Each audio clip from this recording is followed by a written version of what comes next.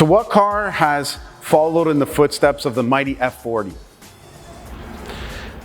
You know, throughout the years since, the late 80s, early 90s, you can argue a few cars have had the same kind of idea, but not really executed in the same kind of way. None of them were really what this car was.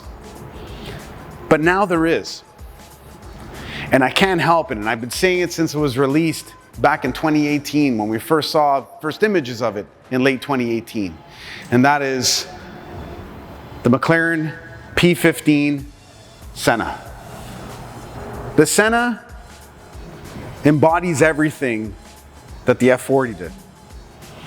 There's nothing here to really get in the way of what you're trying to achieve. Now, mind you, there is some electronic aid on this new car. Obviously, things have changed a little bit. The performance figures are also a lot more massive, so there's quite a little bit more to control.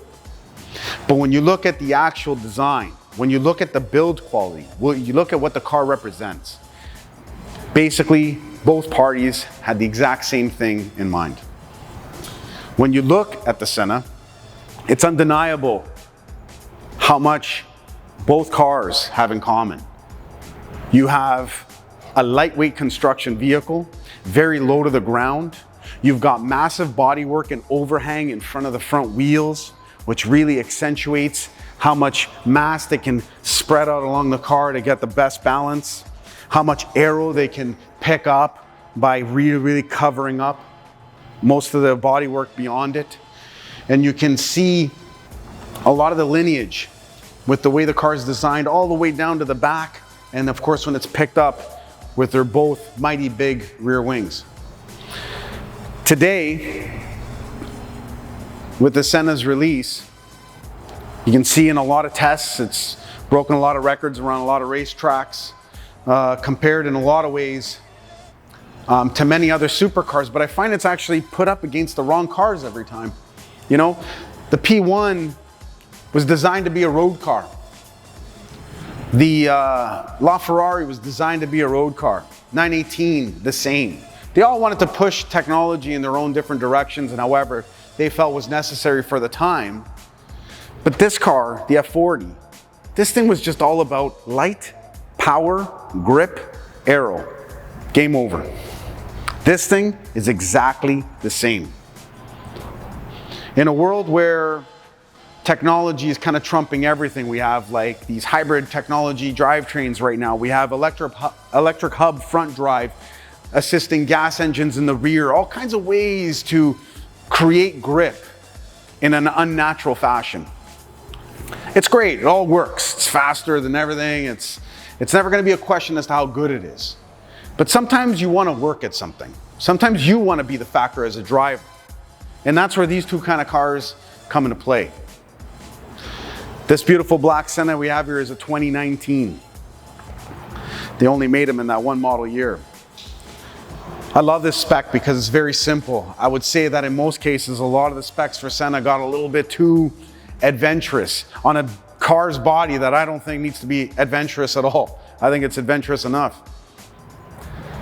But this one nicely appointed in onyx black with the blue calipers, the blue belts inside, the few little blue tinges, the blue shocks for the struts on the door. Very, very pretty. Outfitted with McLaren's factory carbon wheel option, a beautiful touch to the exterior bodywork on the car. Like the thing is just mesmerizing. But every time I think about this car and every time I look at this car, again, my heart and soul start to think about the F40.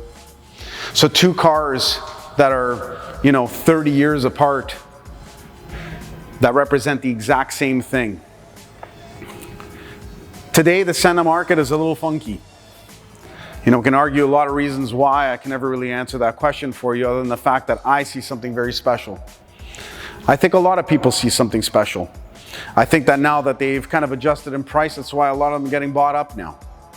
We'll probably see a difference in this car in years down the road when it's more appreciated, as we come into more hybrid technology, as we come into more four-wheel drive vehicles, more cars that are trying to hone thousands of horsepower instead of hundreds. That's all coming. And this car, I think, is going to be the very last version of that car. Of course, I'll get a lot of hate and stuff like that, you know what I mean? I'll be honest with you, I've been with McLaren on and off since 2011, and I know there's a lot of McLaren haters out there. It's a brand people love to hate, maybe. I don't care. I'll never care what anybody thinks about that. When you get behind the wheel, you'll understand. Everybody has their opportunity to make a great car. Sometimes they get it right and sometimes they get it wrong. In this case, the F40, they got it really right. And I'm gonna have to argue that they got it right again with McLaren in this particular case. I love this car, I love what it stands for, and it'll forever be today's F40.